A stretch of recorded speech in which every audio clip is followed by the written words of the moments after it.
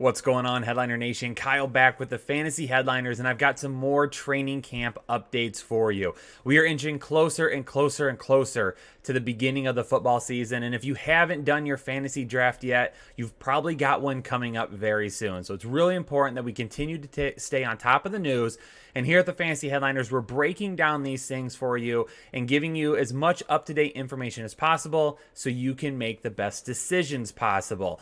Now, some more news out of training camps today include a couple of more injuries and some training camp hype up that may or may not be warranted. So let's talk a little bit more about all of that and let you know what you need to know and what you probably should toss out the door and forget about.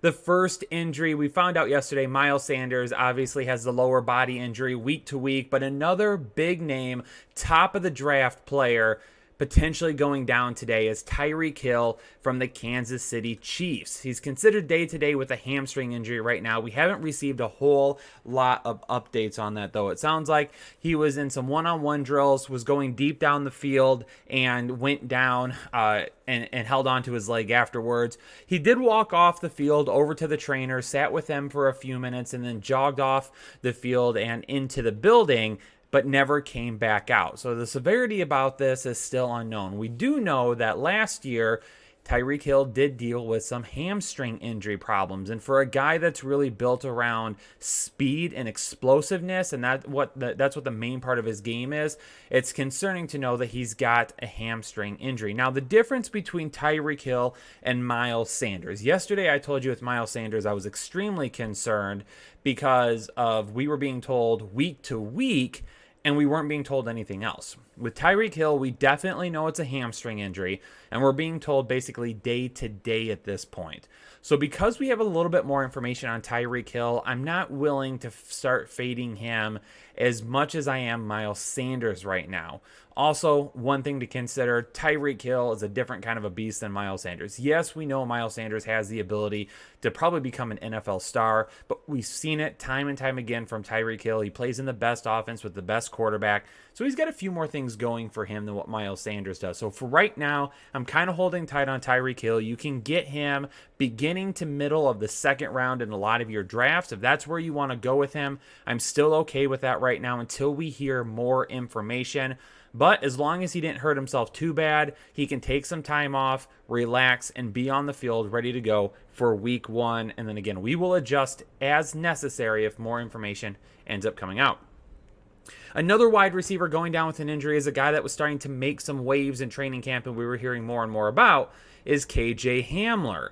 Now, it sounds like he's going to be out a couple of weeks also with a hamstring injury, but they are saying for him it is a hamstring injury for sure, and it's bad enough at this point that they're going to shut him down for a couple of weeks. Now, the team didn't sound overly worried, though, when they were talking about it. They did say that they believe he's going to be ready for week one, and it really is just a big precaution right now because they don't want to risk losing him for an extended amount of time. But the problem is KJ Hamler is a rookie. No training camp, no preseason games, no rookie camp, no preseason games, and kind of a makeshift training camp so far may not allow him to really get on the field as much to begin the season. Now, KJ Hamler is really that field stretcher there in Denver. He was going to be a guy that, as far as redraft leagues go, maybe a boomer bust type guy. I thought maybe he might have some Mecole Hardman-esque type of plays where, he has like a big game, but it's based around maybe one or two catches and he puts up some zeros or single point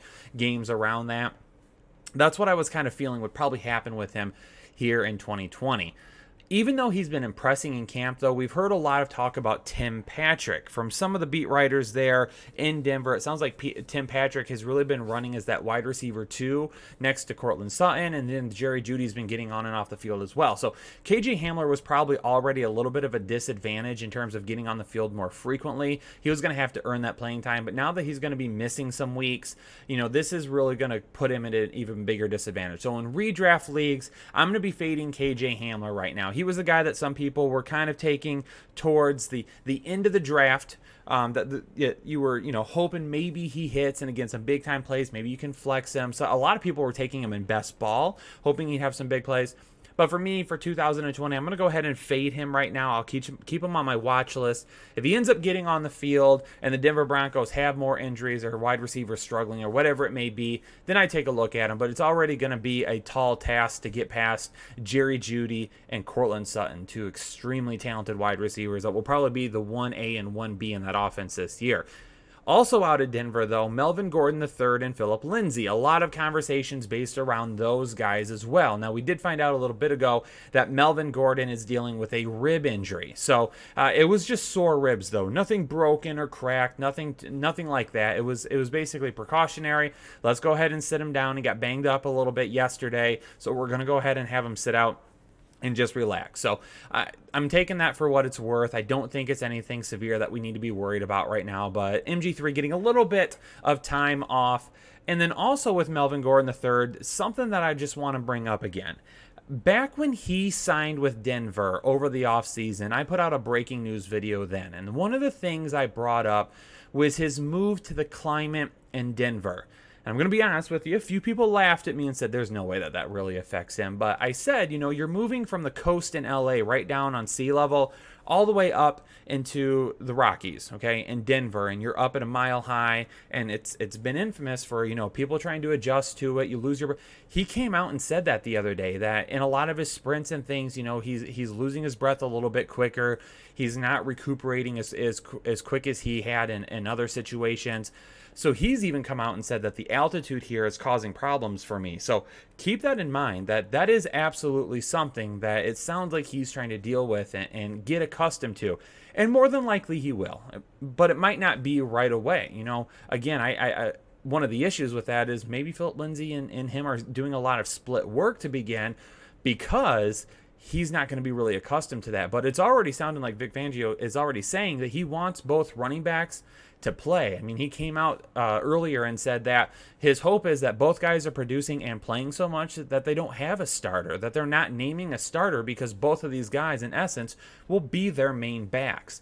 So it really sounds like this is going to be a full-time split. And Philip Lindsay absolutely deserves it. Just because a guy like Melvin Gordon comes in and they pay him doesn't mean Philip Lindsay should be coming off the field. Philip Lindsay has been tremendous the last couple of years. He's been a guy that has produced both of the last 2 years.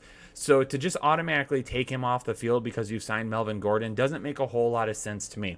Put these guys in matchups to win, put these guys in situations to win, and let it go from there. But Melvin Gordon going as kind of a third-round pick right now, that's too much for me. If he's going to be in basically a full-time split with Philip Lindsay, and he's already talking about dealing with some of those issues moving to Denver, for right now, I'm just going to go ahead and skip over him. Yeah, maybe towards the middle or the end of the season, you see a little bit more Melvin Gordon here or there. Maybe he has some big games here or there. But, this is an offense that's probably going to be throwing the ball quite a bit. I put Melvin Gordon in a big names to avoid video a few weeks back. You can go check that out when you're done with this video. It has Melvin Gordon right on the thumbnail, so if you scroll down, you'll be able to find it again. About 3 weeks ago, I think, is when I did it. So scroll down and you'll find that. But I talked about this offense being one that's probably going to throw the ball an awful lot. So if we're already expecting them to throw the ball an awful lot, especially in a division that has Kansas City, you're going to have to face Kansas City twice a year. That's going to be a shootout. You're going to have to face the Las Vegas Raiders twice a year. A lot of people make fun of Derek Carr, but that offense, I think, is going to be very good this season. And then, of course, got to go up against MG3's former team, the Chargers, which that offense I don't expect to be nearly as bad as a lot of people are saying. So, with all that being said, Melvin Gordon in the third right now, way too spicy, especially knowing that this could end up being a full split.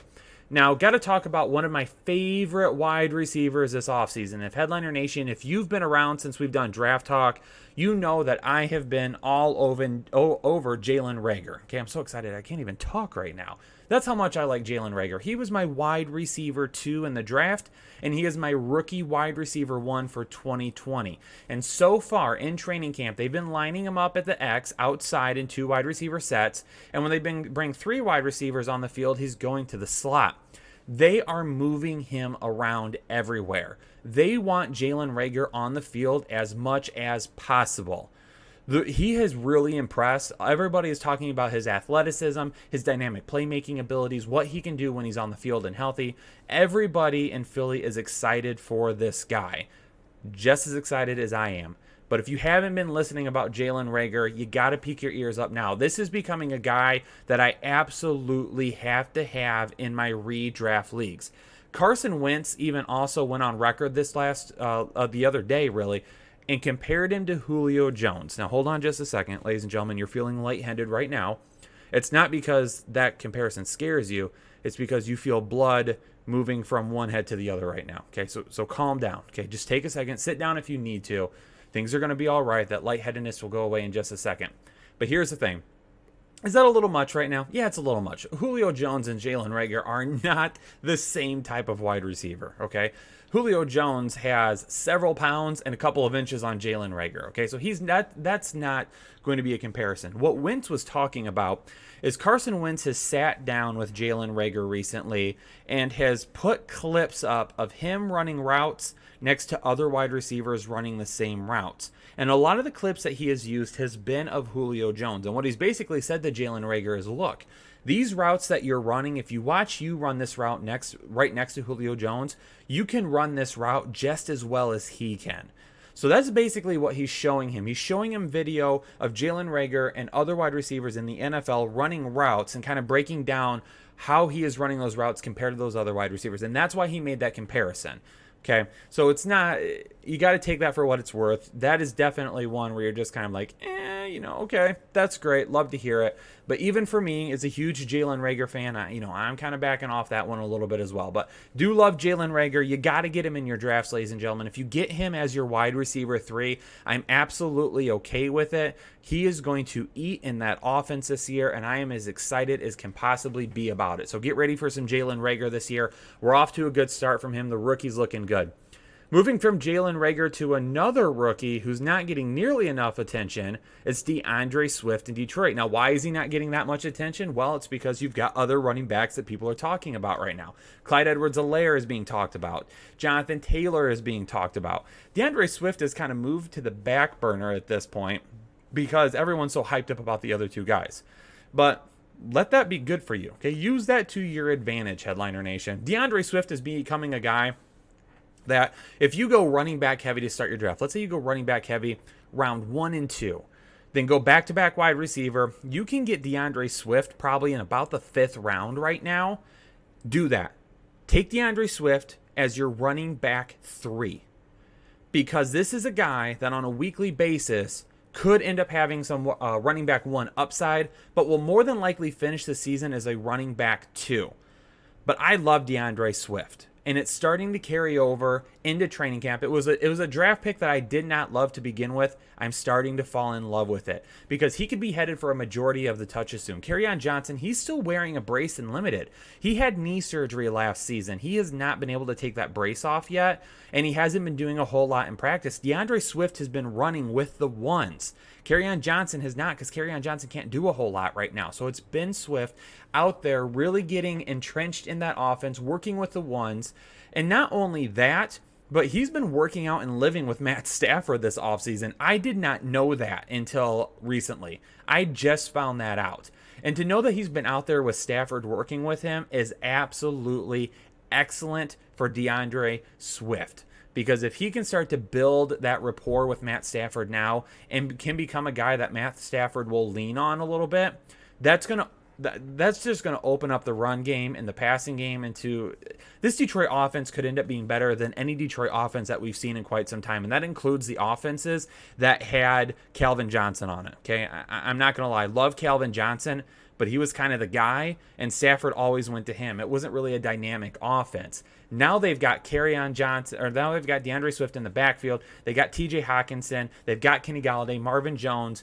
Hopefully the offensive line can take another step forward. I wrote an article a few weeks back over on Patreon about this Lions offense and what you could potentially see from them.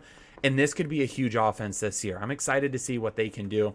And he's really impressed with his receiving ability. They've said that this is a guy that can dig the ball out of the ground, go up and get it, make any catch towards a ball that comes near him, has the ability to make people miss afterwards, break tackles. DeAndre Swift could be headed for a huge season, and I'm here for it, ladies and gentlemen. Well, there you go. Just a few training camp updates from today to keep you updated on what's going on in the news out there. Do me a favor, though. Make sure that you hit that like button and subscribe to the Fantasy Headliners. If you are new here, become a part of Headliner Nation today by hitting that subscribe button and stick around, because we've got amazing content dropping every day of the week. And don't forget, Sunday nights at 9 o'clock, we go live right here on YouTube to answer all of your questions. So don't miss that. This Sunday night, 9 p.m. Eastern Standard Time. Ladies and gentlemen, thanks so much for tuning into this episode of the Fantasy Headliners. Stay safe, stay healthy, and I will catch you on the next one.